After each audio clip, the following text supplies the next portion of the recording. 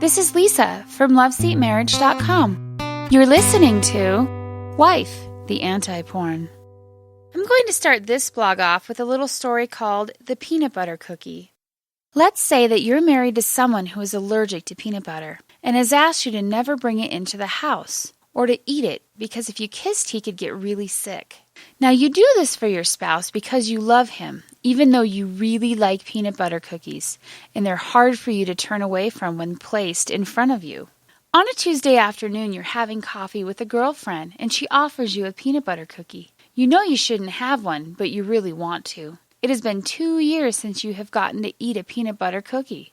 You decide that just this once won't hurt you. It's 2 p.m., and you won't see your husband until 6 p.m. for dinner. You eat the peanut butter cookie, making sure you enjoy it slowly, as you know it will be a really long time until you may be able to have another. You and your friend visit and enjoy the afternoon, and then you head home to make dinner for your husband. You get in your car to drive home, and the paranoia starts to set in. What if he can smell me? What if I don't brush my teeth well enough? He is going to know. Why, oh why did I do that? If any of that peanut butter gets onto my husband, it can make him very sick. He asked me not to do that. Why did I do that? You arrive home and frantically run into the bathroom to brush your teeth and to check your clothes for crumbs as a telltale sign of the peanut butter cookie eating that has just taken place. You tell yourself you'll never do this again. It isn't worth it, and if he finds out, it will hurt him and it will make him angry. You feel that the evidence is all gone and try to calm down while making dinner for your husband. You decide to make his favorite, to set him off on the right foot in case he finds out about the cookie.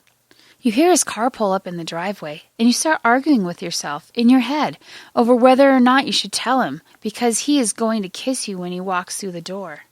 All of a sudden, that peanut butter cookie has become a matter of life and death.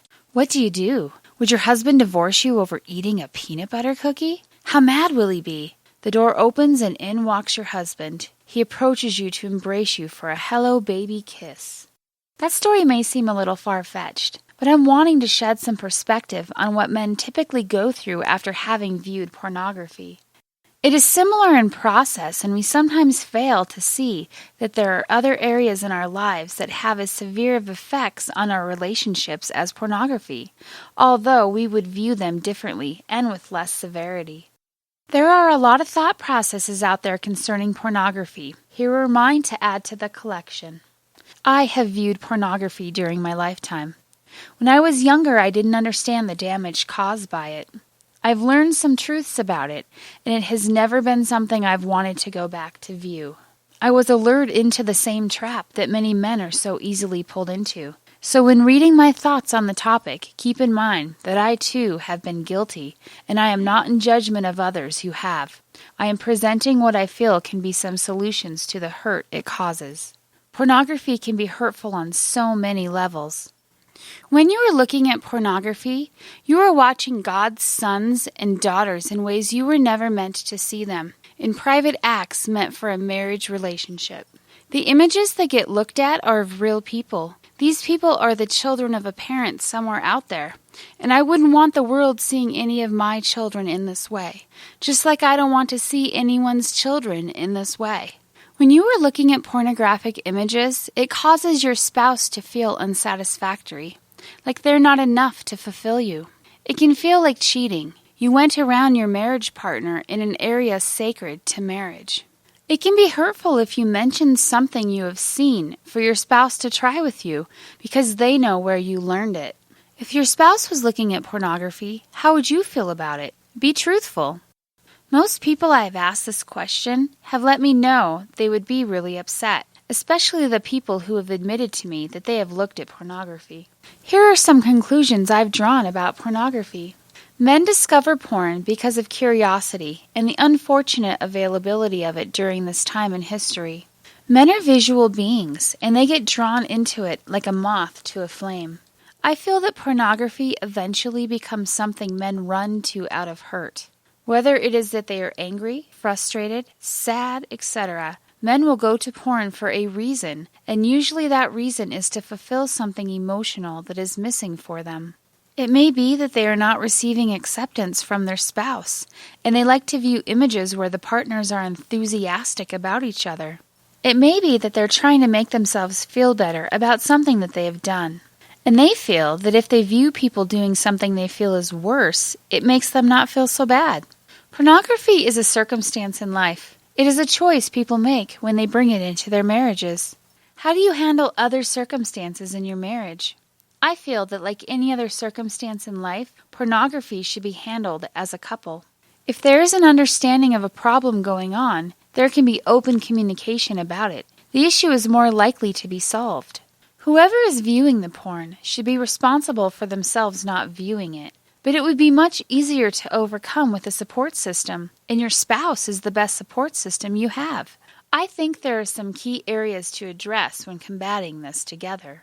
Understanding why the spouse is going to pornography is the first place to start. If you can honestly look at what is drawing a person there, then you can address that issue.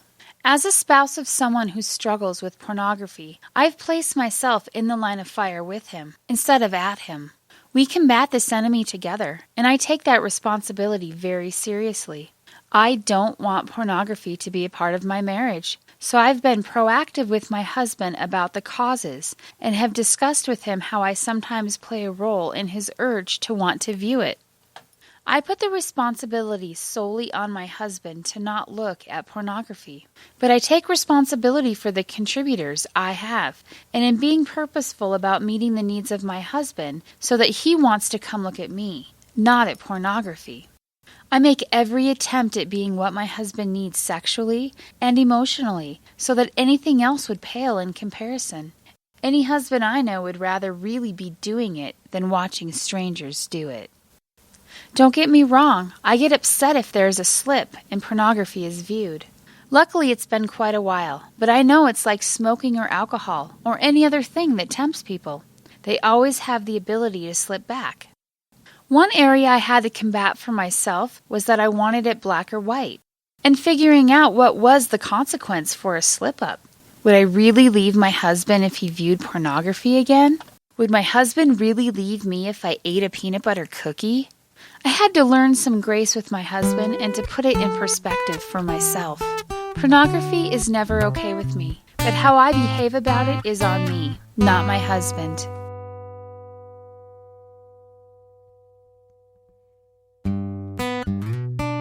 Let Greg and I know what you think by commenting at LOVESEATMARRIAGE.com. Also, follow us on Twitter to be kept up to date on new blog posts and fresh audio blogs as soon as we upload them. Find us at twitter.com/LVSTMRRG. Like us on Facebook by going to facebook.com/LoveSeatMarriage.